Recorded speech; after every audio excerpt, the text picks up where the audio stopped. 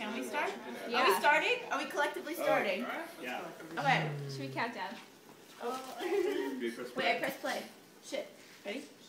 Oh, sure. Yeah, let's start from the beginning. Oh god, this is so loud. Go. Welcome to Instill Adventure. I'm Twain, your voice from beyond, and I will be guiding you through this audio journey this afternoon. I am a native to St. Louis, so I know the route well. Give a high five to one of your new companions. Can't touch this. Alright, let's get started. If everyone would please go assemble by the cash register. Our next destination is the Big Bend Metro Station. As we make our way down this ramp to the metro platform, we're gonna play a little game I like to call Follow the Leader. Ready, set, follow! Following the leader, we're following the leader, wherever he may go. When the metro comes, board the train, and as soon as the doors on the metro close, hit play. To repeat, hit play on track 2 as soon as the doors on the metro close. Welcome back. Now that you're all settled in, I'm sure you're curious as to what this is all about. I want to connect WashU students with the city of St. Louis. Sounds silly? I assure you I take it very seriously. You know, I don't believe that WashU students live in a bubble. I really believe they create their own reality. If you need proof, just look at your companions. It's why we are all here. The city's pulse is really in its stories. You will hear some on this audio adventure. These are small steps leading you to the city's heartbeat. And wouldn't it be great if you could go out and create your own stories? So, I yield the floor now to one of my good friends. You don't know who he is, but trust me, you probably see him every day.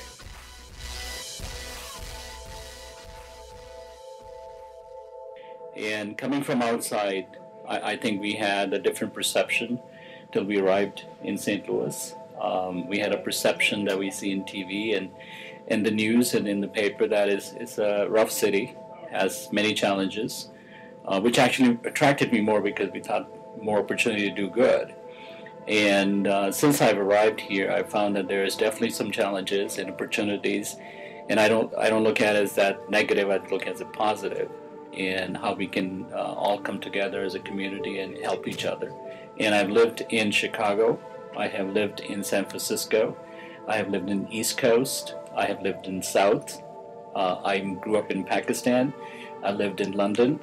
So I have lived in a lot of different places, and for me to come here, it feels home to me, and it feels like a lot of people are engaged about the same way that I am about community and helping each other. WashU plays I think a huge role in St. Louis community and for Missouri to open up ideas and direction that maybe at this point is not as comfortable for Missouri or to St. Louis. So I think WashU has a huge role, in my view, to help advance what St.Louis should do or could do and will do if we stay on this path. I have seen more good happening on this campus through WashU and St. Louis. In my adventures of working at Stanford and Cornell and Chicago and Texas, really the student body here seems, at least from my observation and my experience, it's not an individual culture, it's a community culture.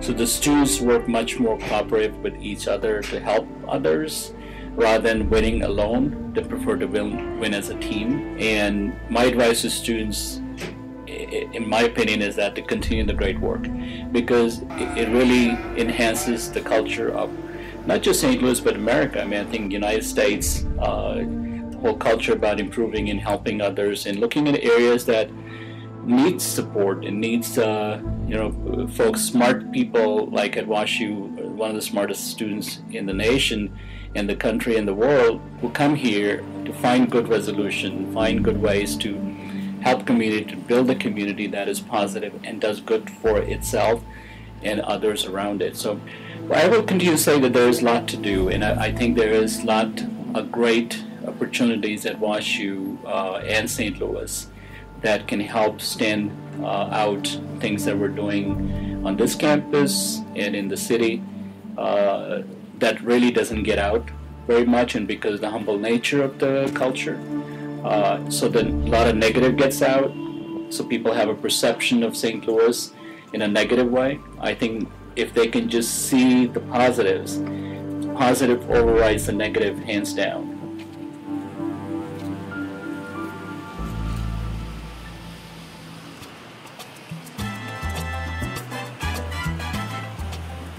When you reach the other side, you should be in front of the doors of the Culinaria, downtown St. Louis's only full-service grocery store. How important is a grocery store to an urban community? Please find one object that catches your eye. Where is it from? How do you think it got to St. Louis? Hold it up Simba style. Nice job, everyone. You should probably place your object back on the shelf because it's time to start making your way back to the store entrance.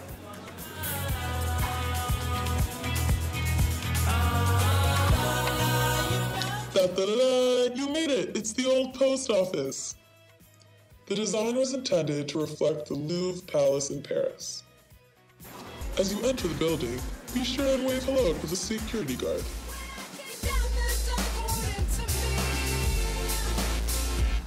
Walk straight into the main atrium if you would. Slow down a little bit. Fill the space around the sculpture.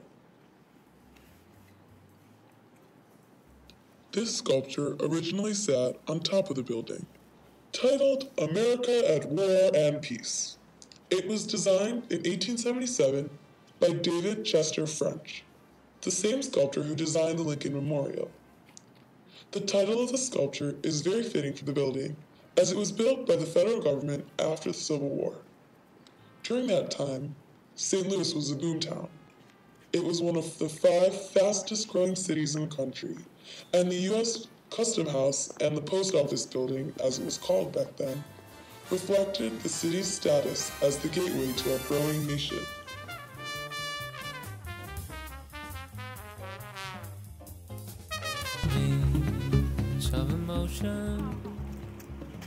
This statue is Geppetto, the fictional woodcarver who made Pinocchio. Walk up the steps and give Geppetto's belly a little rub as you pass. Sings to its grave. Sing to the sky. Keeping the fountain with the female statue on your right, walk towards the statue of the giant head. That head is the Greek god of love, Eros. Interesting. Make a sharp right turn as you pass the stone wall. Now, if you would, walk in between the stone wall and the big rings. See those stones up ahead? Jump across them, but be careful, don't slip.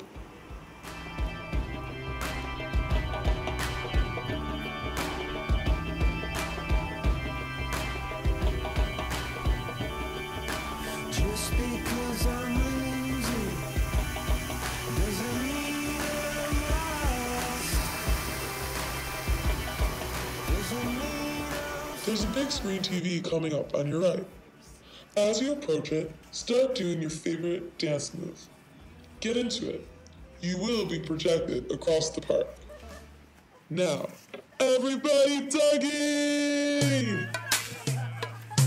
Hey. Alright, let's keep moving.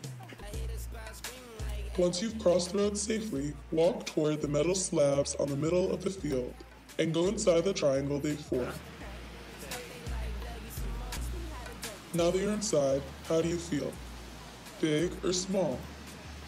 Do you feel connected to the world or isolated from it? Soak in your surroundings.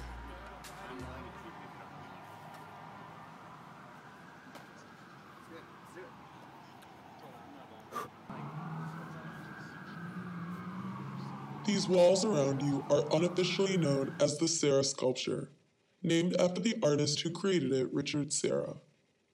The actual name of this sculpture is Twain. Welcome.